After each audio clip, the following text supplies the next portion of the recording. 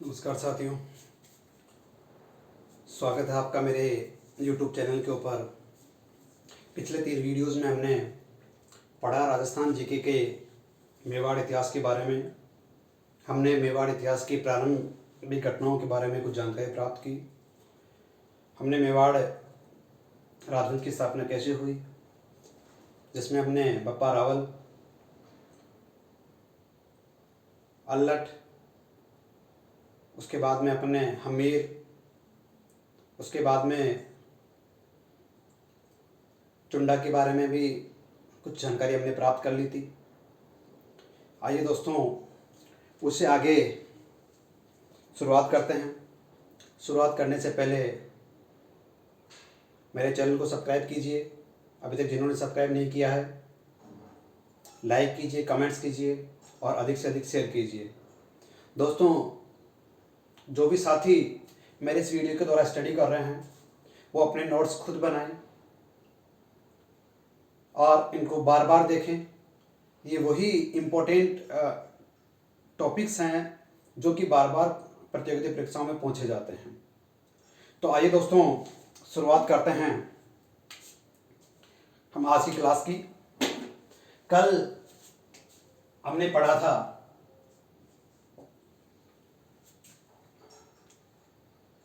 हमीर के बारे में पढ़ा। कल हमने पढ़ा था लाखा के बारे में। तो दोस्तों, हमने पढ़ा था कि लाखा लक्ष्य सिंह का एक पुत्र था चुंडा, जिसको दे दिया गया था सलूंगर। और इधर मेवाड़ का ये शासक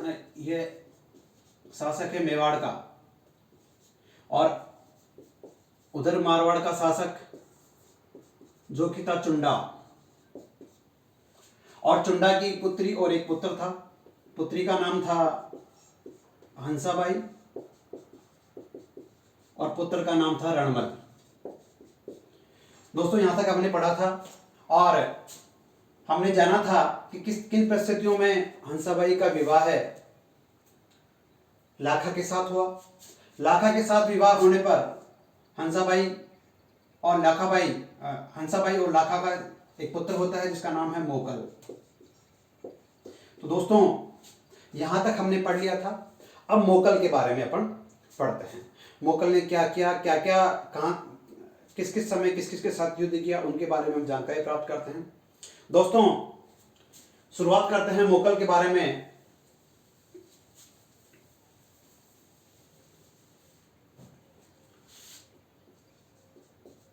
मोकल जैसे ही राजा बनता है, मैंने बताया आपको कि मोकल का कुछ समय के लिए संरक्षक बनता है चुंडा सिसोदिया, और कुछ समय संरक्षक बनता है उसका मामा रणमल।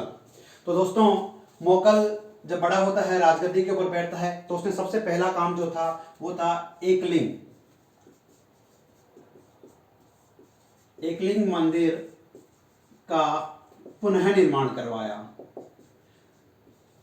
ये वही मंदिर है जिसका निर्माण प्रारंभिक काल में बप्पा रावल के द्वारा करवाया गया था। दूसरा काम मोकल के द्वारा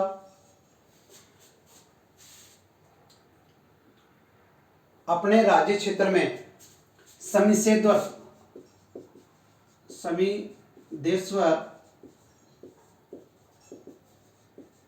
मंदिर का पुनः निर्माण करवाया।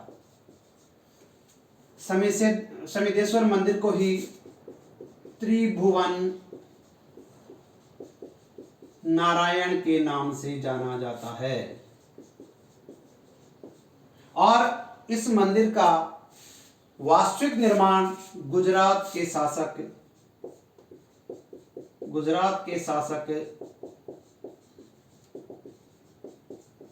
भोज परमारों द्वारा करवाया गया था। जिस मंदिर के बारे में पढ़ रहे हैं, समिदेश्वर मंदिर, इसका पुनर्निर्माण मोकल के द्वारा करवाया। एक मंदिर एकलिंग जी का मंदिर, जिसका निर्माण प्रारंभिक काल में बप्पा रावल के द्वारा करवाया गया था, उसका भी इसने पुनर्निर्माण करवाया मोकल ने। समिदेश्वर मंदिर का भी पुनर्निर्माण करवाया, जिसका वास्तविक नाम त्रिभुवन नारायण के नाम से है।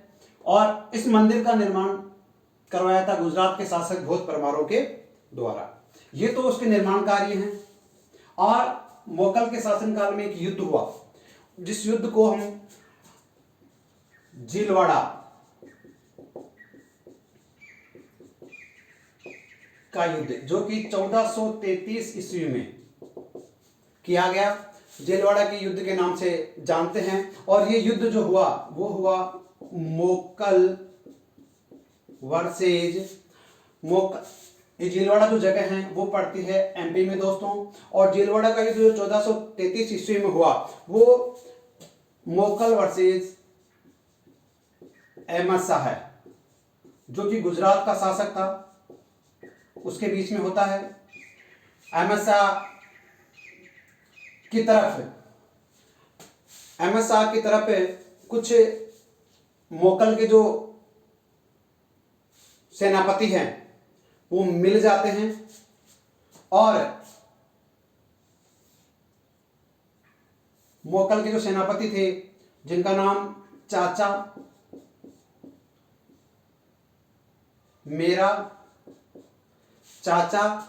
मेरा और महपा पंवार, ये तीन व्यक्ति जो है इससे मोकल से धोखा करके अहमद शाह की तरफ मिल जाते हैं और इन तीनों ने की सहायता से अहमद शाह मोकल की हत्या करवा देता है और इस युद्ध में अहमद शाह विजयी हो जाता है। दोस्तों इसी युद्ध में, क्योंकि मोकल जो था, मोकल के एक पुत्र हो चुका था इस युद्ध के समय और उस पुत्र का नाम था कुंभा। दोस्तों वही कुंभा जो आगे जाके महाराणा कुंभा, जो इतिहास में महाराणा कुंभा के नाम से जाना जाता है, वही कुंभा जो कि मोकल का पुत्र था, वो भी इस युद्ध में शामिल हो जाता है। लेकिन कुछ विश्वास पात्र लोगों के द्वारा, जो कि मोकल के विश्वास पात्र लोग थे, उनके द्वारा मोकल की हत्या हो जाने के बाद में कुंभा को जैसे तैसे बचा करके युद्ध क्षेत्र से वापस मेवाड़ ले आते हैं। दोस्तों उसके बाद में, क्योंकि कुंभा अभी वयस्क नहीं था, इस दौरान दोस्तों अपने पढ़ा था चुंडा के बारे में और रणमल के बारे में, जो कि मोकल के संरक्षण थे। कुछ समय तक ये चुंडा और रणमल के संरक्षण में कार्य करता है, क्योंकि मोकल की हत्या हो चुकी थी। मोकल की हत्या के बाद में उसका बेटा राजगद्दी पे बैठता है, लेकिन वे वयस्क नहीं होने के कारण चुंडा और रणमल की सहायता से, क्योंकि मैंने कल बताया था कि रणमल की हत्या जो है भारमल की सहायता से हंसाबाई ने करवा दी थी। ये हंसाबाई का भाई था, यानी कि इसका मामा था कुंभा का। लेकिन इसकी हत्या बाद में की जाती है, जिस समय ये रणमल क्या करता है, रणमल जो था इधर चुंडा था, चुंडा सिसोदिया जिसको सलूम्बर दिया गया था, इसका एक भाई था जिस भाई का नाम था राघव देव। क्योंकि चुंडा जो था वो अब वर्ग हो गया था, तो राघव देव का जो है राजनीतिक प्रभाव बढ़ रहा था, क्योंकि सलूम्बर, मैंने बताया सलूम्बर के शासकों को अधिकार था डॉक्यूमेंट्री का, हरावड़ दस्ते का नेतृत्व करने का और राज तिलक करने का। तो राजनीतिक जो चेतना थी वो इनमें ज्यादा आ रही थी। इसके बढ़ते प्रभाव को रणमल देखता है कि ये भविष्य में रणमल के लिए खतरा साबित हो सकता है, इसलिए रणमल ने इसकी हत्या करवा दी। अब अपन पढ़ेंगे, ये था मोकल के बारे में। अब अपन पढ़ेंगे कुंभा के बारे में, क्या विशेषताएं हैं।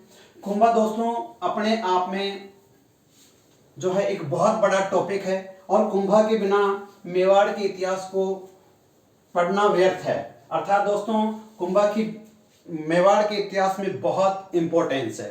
दोस्तों कुंभा का शासनकाल जो था, कुंभा 1433 ईस्वी से लेकर के 68 ईस्वी तक, 1433 में मैंने अभी आपको बताया कि जेलवाड़ा का युद्ध हुआ। जेलवाड़ा के युद्ध में मोकल की हत्या चाचा महफा और मेरा के द्वारा हत्या कर दी जाती है और कुछ विश्वास पात्र जो मोकल के सैनिक थे उनके द्वारा उसको बचा करके युद्ध क्षेत्र से वापस मेवाड़ में लाया जाता है। कुंभा को जो है राजा घोषित किया जाता है, और कुंभा का जब तक वो वयस्क नहीं होता तब तक रणमल उसका संरक्षक रहता है।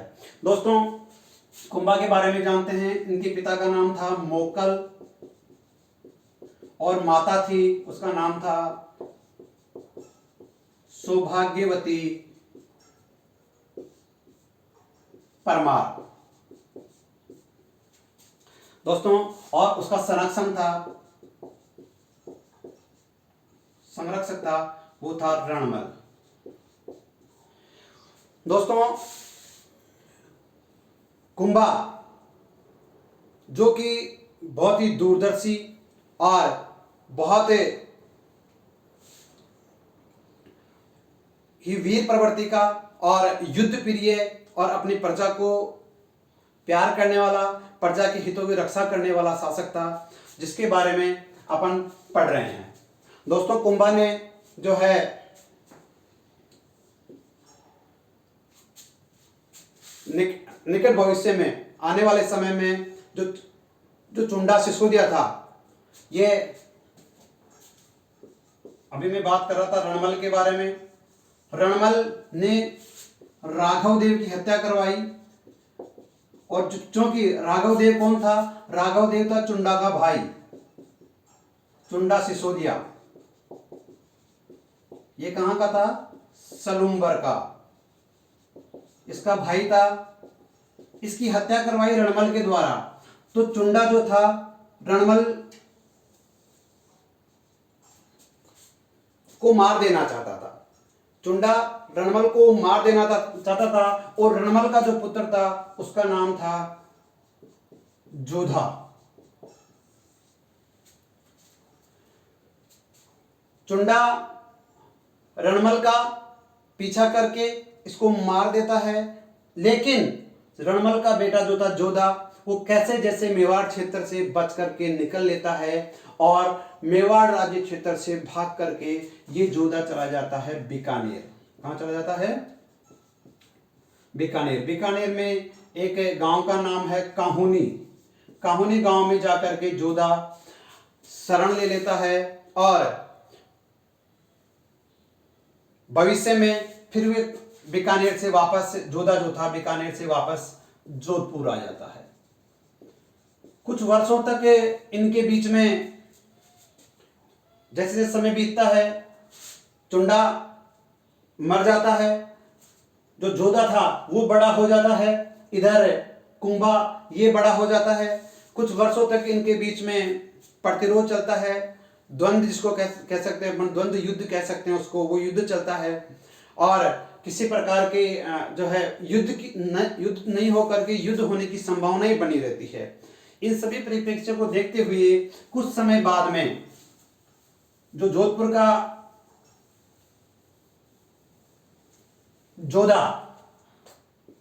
शासक जोधा, और जोधपुर की जो राजधानी थी वो थी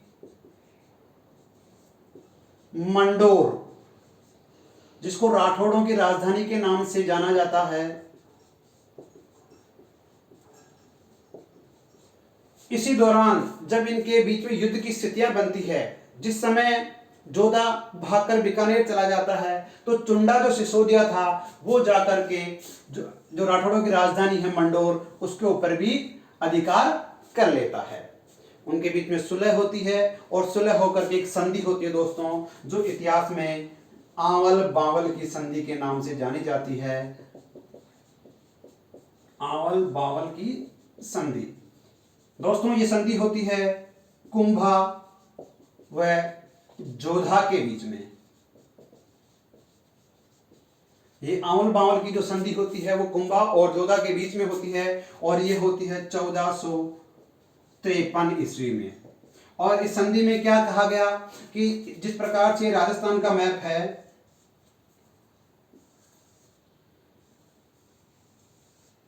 इस राजस्थान के मैप में यहां पे पड़ता है पाली, और यहां पड़ता है मेवाड़, और यह क्षेत्र है मारवाड़। यहां पे पाली में एक जगह है सोजत, जहां पे आंवले की खेती ज्यादा होती है।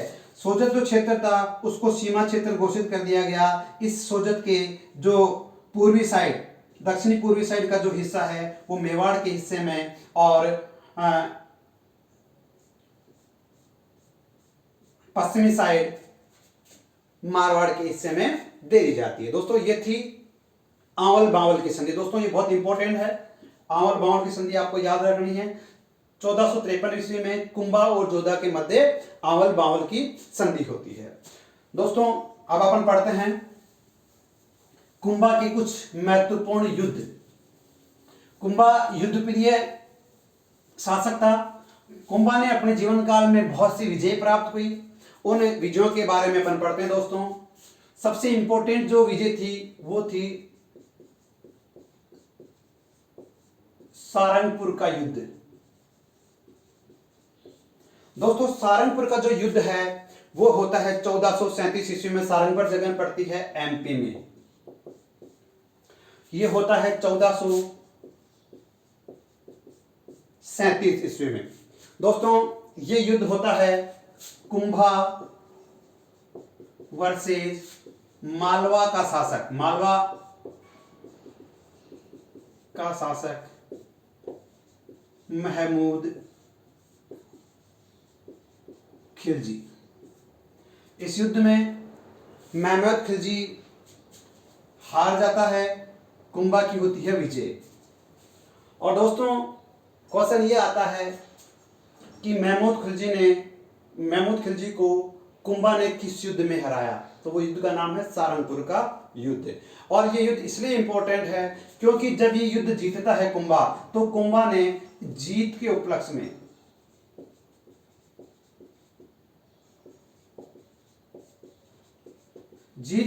में कीर्ति स्तंभ का निर्माण करवाया।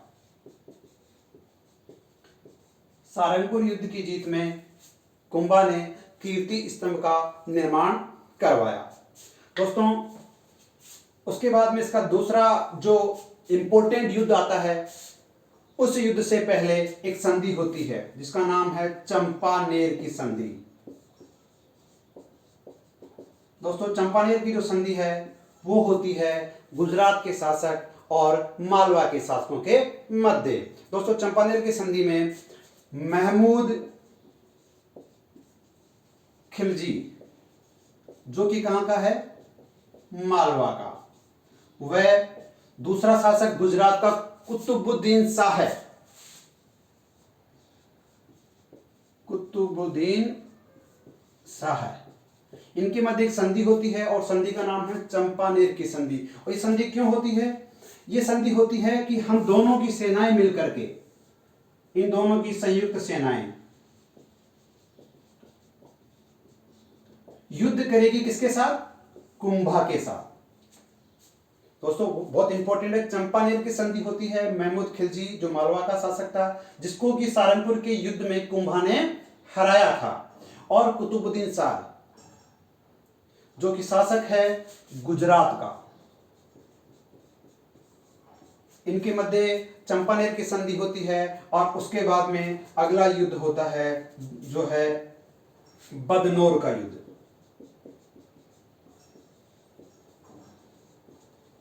बदनौर का जो युद्ध होता है वो होता है संयुक्त सेनाएं वर्सेस कुंभा। और इस युद्ध में भी ये संयुक्त सेनाएं पराजित होती है और कुंभा विजयी होता है। और दोस्तों इन संयुक्त सेनाओं में कुतुबुद्दीन शाह जो गुजरात का शासक था, उसके कहने पर अपने जो सिरोही जगह पड़ती है, सिरोही के शासक थे उस समय सहसमल देवड़ा। सहसमल देवड़ा भी कुतुबुद्दीन शाह की तरफ से कुंभा से युद्ध करने के लिए इस युद्ध में आ जाते हैं। बदनौर के युद्ध में जब युद्ध जीत जाता है कुंभा, तो युद्ध जीतने के बाद में सहसमल देवड़ा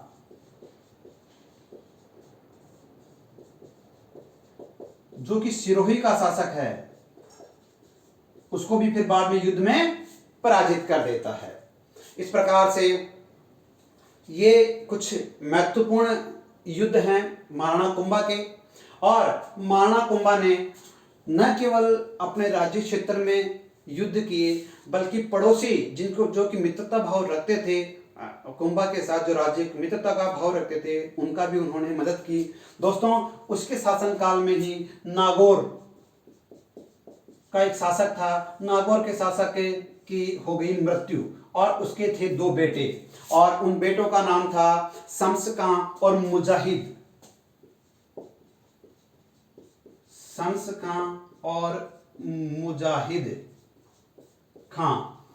दोनों के बीच में नागौर, इनके पिता की मृत्यु के होने के बाद में दोनों के बीच में राज्य को लेकर के युद्ध होता है, और उस युद्ध में शम्स-कां भाग करके आता है कुंभा के पास, कुंभा से मदद मांगता है।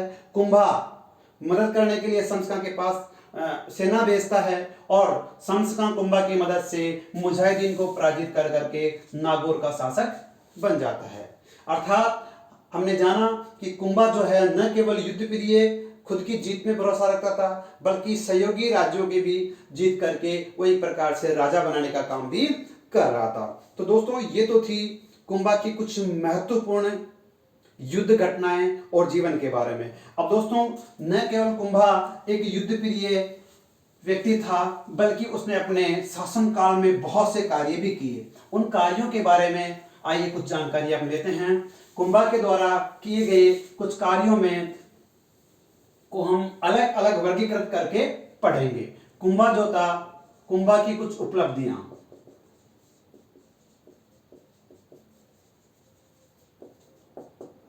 कुंभा की जो उपलब्धियां हैं उसको हम कई भागों में बांट के पढ़ेंगे। स्थापत्य के रूप में,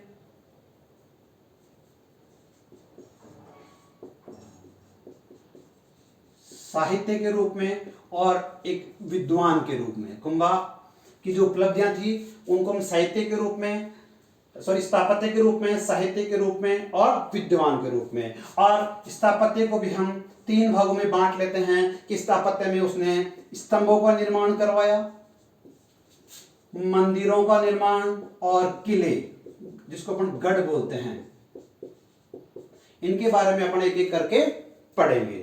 तो दोस्तों, आइए इसके आगे जो कुंभा की स्थापत्य की जो उपलब्धियां हैं उनके बारे में अपन और अधिक जानकारी प्राप्त करते हैं।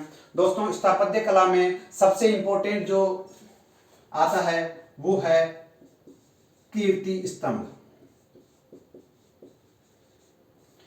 तो आइए दोस्तों, अब हम पढ़ते हैं कुंभा के कीर्ति स्तंभ के बारे में। दोस्तों, स्थापत्य की जो विकास है उस कुंभा के शासनकाल में बहुत तेज और बहुत बड़े क्षेत्र की में स्थापत्य कला का जो है विकास हुआ। इसलिए कुंभा को जो है राजस्थान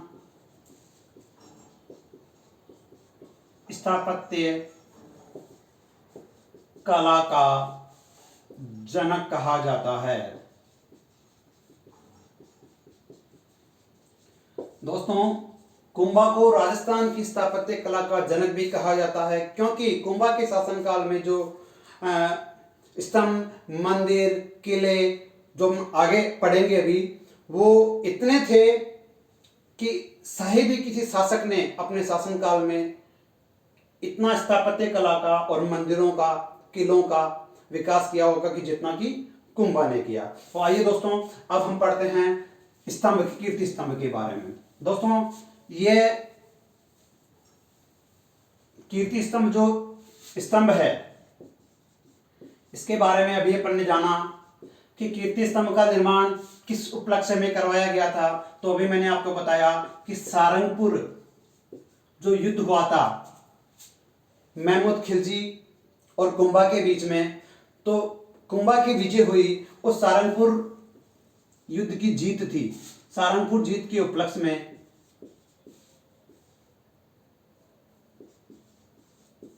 में ये निर्माण करवाया था इसका। दोस्तों, कीर्ति स्तंभ की जो इमारत है वो इमारत जो है उसके कई अन्य नाम हैं। इस कीर्ति स्तंभ के अन्य नाम हैं।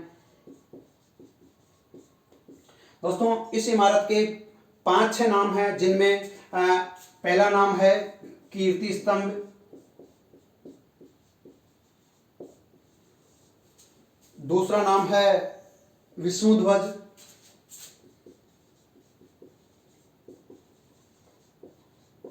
तीसरा नाम है गरुड़ ध्वज, चौथा नाम है मूर्तियों का अजायब घर। और पांचवा नाम है भारतीय मूर्तिकला का विश्वकोश। दोस्तों, इस प्रकार से जो कीर्ति स्तंभ है उसके 5 नाम हैं मुख्य रूप से। दोस्तों,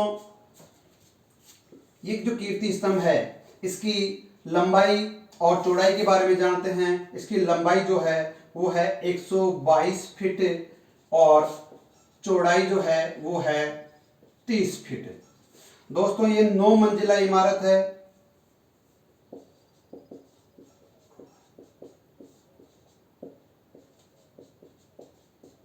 दोस्तों, कीर्ति स्तंभ है जो 9 मंजिला इमारत है और इसको कीर्ति स्तंभ इसलिए कहा जाता है क्योंकि ये जीत के उपलक्ष्य में बनाया गया था। विष्णु ध्वज और गरुड़ ध्वज उनको भगवान विष्णु को और गरुड़ भगवान को समर्पित है। इसमें जो रखी गई मूर्तियां हैं उनकी विशेषताओं के कारण मूर्तियों का अजायब घर इसलिए कहा जाता है क्योंकि इसकी सभी मंजिलों में एक मंजिल को छोड़ करके बाकी 9 में से 8 मंजिलों के ऊपर मूर्तियां रखी गई है, इसलिए इसे मूर्तियों का अजायब घर कहा जाता है। और भारतीय मूर्तिकला का विश्वकोश भी इसलिए कहा जाता है क्योंकि भारतीय संस्कृति में जो मूर्तियां जिन देवताओं के रूप में पूजी जाती है वो सभी मूर्तियां इस मंजिल में इस कीर्ति स्तंभ में विराजमान है। दोस्तों, इन 9 मंजिलों में से जो 8वें नंबर की मंजिल है, 8वीं मंजिल, दोस्तों इन 9 मंजिलों में से जो है 8वीं मंजिल है उसके ऊपर किसी प्रकार की कोई मूर्ति नहीं रखी गई है। 8वीं मंजिल जो है मंजिल पर कोई मूर्ति नहीं है।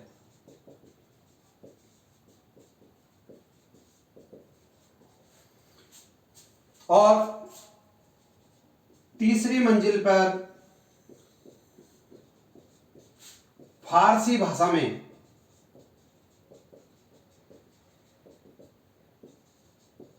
अल्लाह का नाम 9 बार लिखा हुआ है। दोस्तों, ये एक बहुत बड़ी बात है। एक हिंदू राजा के द्वारा जो मूर्ति बनाई जाती है उस हिंदू राजा के द्वारा स्तंभ बनाया जाता है, उस स्तंभ में अल्लाह का नाम 9 बार लिखा हुआ है। ये एक बहुत बड़ी बात है। अर्थात कुंभा जो था वो सर्वधर्म संभाव की भावना भी रखता था। दोस्तों, अभी तक अपन ने जाना कीर्ति स्तंभ के बारे में। कीर्ति स्तंभ को जो है सहारनपुर जीत के उपलक्ष्य में कुंभा के द्वारा निर्माण करवाया गया था। उसके अन्य नाम है कीर्ति स्तंभ है, विष्णु ध्वज है, गरुड़ ध्वज है, मूर्तियों का अजायब घर है, भारतीय मूर्तिकला का विश्वकोश है। दोस्तों, इसकी लंबाई 122 फीट और चौड़ाई 30 फीट है। दोस्तों, ये 9 मंजिला इमारत है जिसमें 8वीं मंजिल के ऊपर कोई मूर्ति नहीं रखी हुई है। और दोस्तों, तीसरी मंजिल के ऊपर फारसी भाषा में अल्लाह का नाम 9 बार लिखा गया है। और दोस्तों, इस मंजिल के इस कीर्ति स्तंभ के वास्तुकार जो थे, इस मंजिल का जो डिजाइन जिसने की थी वो थे जयता व उसके 3 पुत्र थे। उन्होंने इस मूर्ति का जो है वास्तु डिजाइन की थी, जिनका नाम है पूंजा, पोमा और नापा।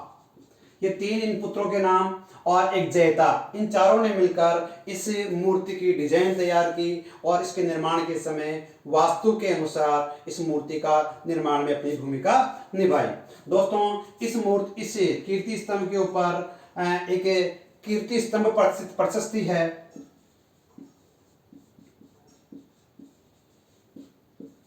दोस्तों, मैंने बताया था कल आपको प्रशस्ति क्या होती है, जिसमें राजवंश लेखों की बढ़ाई के रूप में लिखा जाता है। और ये कीर्ति जो स्तंभ प्रशस्ति है वो लिखा था महेश व अत्रि ने।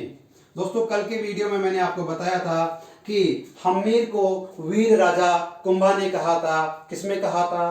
कीर्ति स्तंभ में। वो दोस्तों वही कीर्ति स्तंभ की बात यहाँ हो रही है जिसमें हम्मीर को विषम घाटी पंचानन और वीर राजा की जो है उपाधि दी गई थी। दोस्तों इस कीर्ति स्तंभ की कुछ इतिहासकार तुलना करते हैं। हमारे एक राजस्थान के आधुनिक इतिहासकार जो कि अंग्रेज शासनकाल के इतिहासकार हैं जिनका नाम है जेम्स टोड। जेम्स टोड ने इसकी तुलना की है। जेम्स टोड ने कीर्ति स्तंभ की तुलना कुतुब मीनार से की है।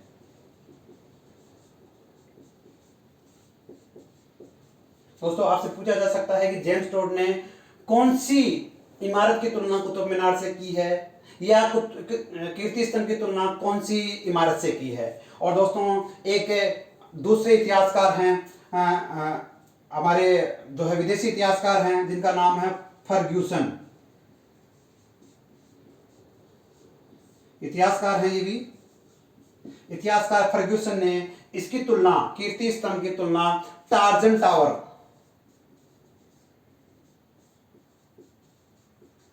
जो कि है फ्रांस में इससे की है।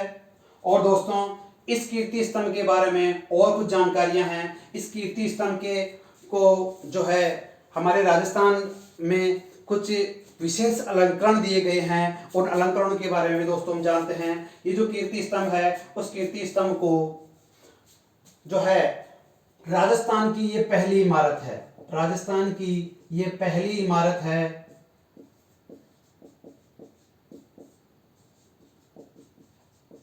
जिस पर डाक टिकट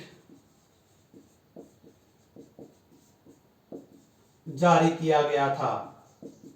और ये जारी किया गया था 15 अगस्त 1947 को। 15 अगस्त 1947 को राजस्थान की पहली इमारत जिसके ऊपर डाक टिकट जारी किया था।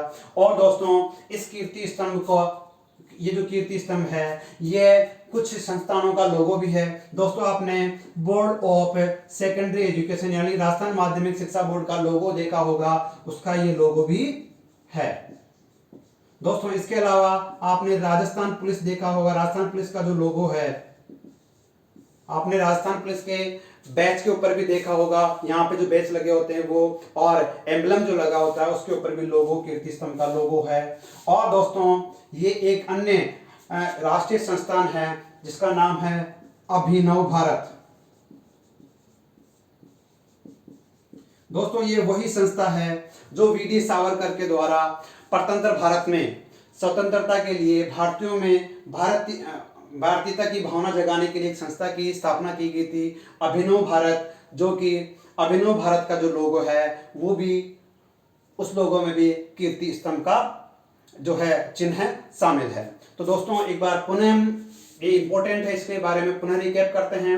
कुंभा की उपलब्धियों को हम साहित्य, स्थापत्य साहित्य और विद्वान की कैटेगरी में 3 कैटेगरी में बांट के पढ़ते हैं। उनमें स्थापत्य कला में सबसे इंपॉर्टेंट है कीर्ति स्तंभ। दोस्तों कीर्ति स्तंभ का निर्माण महाराणा कुंभा ने सारंगपुर जीत के उपलक्ष्य में करवाया, क्योंकि सारंगपुर जो जीत थी वो मालवा के शासक महमूद खिलजी के विरुद्ध थी। महमूद खिलजी से जीत के उपलक्ष्य में कीर्ति स्तंभ का निर्माण करवाया, जिसके अन्य नाम हैं कीर्ति स्तंभ, विष्णु ध्वज, गरुड़ ध्वज, मूर्तियों का अजायबघर और भारतीय मूर्तिकला का विश्वकोश। दोस्तों इसकी लंबाई 122 फीट और चौड़ाई 30 फीट है। ये 9 मंजिल की इमारत है। 8वीं मंजिल के ऊपर किसी प्रकार की कोई मूर्ति नहीं रखी गई है।